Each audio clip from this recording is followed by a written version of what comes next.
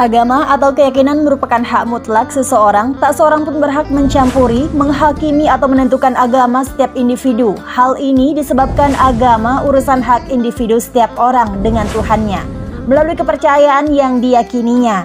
Namun, biasanya perpindahan keyakinan seseorang, terutama public figure, dapat menimbulkan kontroversi.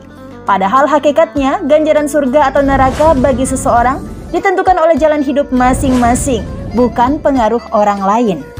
Dari sekian banyak kisah perpindahan agama seseorang, berikut informasi di negara minoritas. Bismillahirrahmanirrahim. Assalamualaikum warahmatullahi wabarakatuh. Welcome back to my channel Noise Sharing Knowledge. Teman-teman yang dirahmati Allah, jangan lupa untuk like, comment, subscribe supaya terus membantu channel ini untuk tetap sharekan kebaikan Islam. Noise Sharing Knowledge. Terry Holbecks Jr., sipir penjaga tahanan Guantanamo. Banyak jalan seseorang beralih keyakinan menjadi seorang muslim. Salah satunya adalah mantan anggota polisi militer Amerika, yaitu Terry Holbecks Jr. yang pernah menjadi penjaga Guantanamo sejak 2002 sampai 2003. Di penjara inilah militer Amerika menahan tokoh-tokoh Al-Qaeda dan Taliban. Ternyata nurani Holbecks terusik saat melihat tawanan itu diperlakukan tak berperi kemanusiaan. Namun, fakta yang menarik, walau disiksa apapun, para tahanan ini tetap tersenyum dan berdoa 5 waktu sehari. Para tahanan mengaku tak pernah takut menghadapi apapun karena mereka merasa ada Tuhan yang menjaga mereka. Holbecks mulai penasaran, ia jadi tertarik mempelajari Islam dan membaca Al-Quran. Ia kemudian memutuskan memeluk Islam, namun baru sebatas berpindah keyakinan. Tahun 2003 adalah masa sulit baginya karena sering tertekan karena atas apa yang dilihatnya di Guantanamo. Pria ini beralih minuman keras, tapi pada 2005 Holbecks tersadar dan mulai berkomitmen penuh mengamalkan semua agama Islam dan rutin sholat 5 waktu. Murat Wilfried Hauptmann, mantan direktur NATO dan dubes Jerman. Selanjutnya adalah Murat Wilfried Hauptmann, yaitu mantan direktur NATO, yaitu Organisasi Internasional untuk Keamanan Dunia.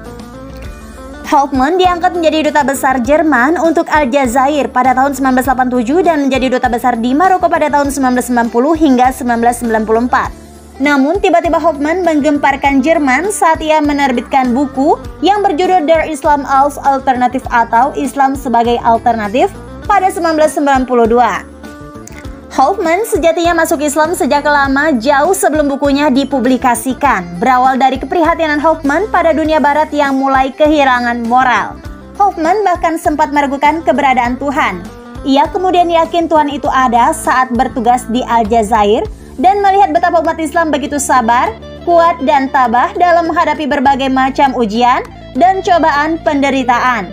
Ia tetap disiplin menjalankan puasa selama bulan Ramadan. Ketika keislamannya diketahui publik saat menerbitkan buku Islam als Alternatif, media massa dan masyarakat Jerman serentak mencerca dan memaki Hauptmann. Sampai televisi Jerman men-syuting Hauptmann saat ia melakukan sholat di atas sajadahnya di kantor duta besar Jerman di Maroko. Kini masyarakat Jerman mulai menerima keislamannya dan pada September 2009 lalu Hauptmann dinobatkan sebagai Muslim Personality of the Year atau Muslim berkepribadian tahun ini yang diselenggarakan oleh Dubai International Holy Quran World atau DIQWE. Alma dan Lila, mualaf di antara orang tua non-muslim. Alma dan Lila adalah dua remaja putri Prancis yang lahir dan besar di tengah keluarga non-muslim. Namun kedua bersaudari ini yang berayakan Yahudi ini justru terpikat dengan Islam. Awalnya sang ayah mendengar kedua putrinya berhenti makan babi. Tidak lama kemudian Alma dan Lila berniat melaksanakan puasa penuh di bulan Ramadan, lalu menunaikan sholat 5 waktu seperti yang diperintahkan dalam Al-Quran. Tak sampai di situ, kedua anak itu lama-lama mulai mengenakan jilbab dan di sekolah mereka tidak lagi berbicara dengan pelajar laki-laki. Keduanya tidak lagi mengikuti kelas-kelas olahraga karena dituntut memakai pakaian olahraga yang memperlihatkan tubuh mereka. Penampilan lahir yang menimbulkan gejolak para pelajar. Sekolah kemudian memerintahkan keduanya untuk memakai pakaian sekolah seperti orang lain. Hebatnya, kedua saudara ini menolak hingga selama perdebatan yang panjang, mereka kemudian dikeluarkan dari sekolah. Sang ayah mempertahankan hak anak-anaknya untuk mengantongi ajaran agama Islam. Ia bahkan mendukung dan bangga karena kedua putrinya tetap menunjukkan identitas keislamannya, seperti dia selalu memperlihatkan identitas keyahudiannya. Taki Takazawa, penato Yakuza jadi imam masjid. Melihat penampilannya penuh tato dan berambut panjang, mungkin banyak yang tidak mengira bahwa Taki Takazawa adalah seorang imam masjid. Selama 20 tahun, Takazawa adalah penato anggota Yakuza, geng mafia terbesar dan terorganisir yang paling ditakuti di negeri yang mayoritas beragama menyembah matahari. Namun, pandangan negatif pada penampilan fisiknya itu berubah saat Takazawa mengumandangkan azan. Perkenalan dengan Islam secara tidak sengaja terjadi di wilayah Shibuya. Saat itu, Takazawa melihat seseorang dengan kulit dan janggut putih. Orang itu juga mengenakan sorban dan baju putih. Orang itu memberikan selembar kertas dan menyuruh Takazawa membaca kalimat tertera bersama dia. Kalimat itu ternyata syahadat, pengakuan terhadap keesaan Allah SWT dan Muhammad SAW sebagai utusannya.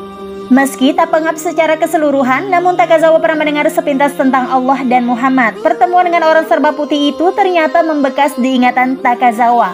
2 tahun setelah memeluk Islam, Takazawa bertemu lagi dengan sosok inspiratifnya itu di Arab Saudi saat Takazawa melaksanakan ibadah haji dan menimba ilmu beberapa bulan di Mekah. Nama Takazawa kemudian terkenal lantaran ia menjadi satu di antara 5 imam masjid di Jepang. Kini imam masjid di Tokyo itu mencantumkan nama Muslim Abdullah yang berarti hamba Allah Subhanahu wa Ta'ala. Mudah-mudahan bermanfaat dan menjadi wawasan bagi kita semua serta menambah keimanan kita kepada Allah Subhanahu wa Ta'ala. Wallahu a'lam bishawab. Wassalamualaikum warahmatullahi wabarakatuh.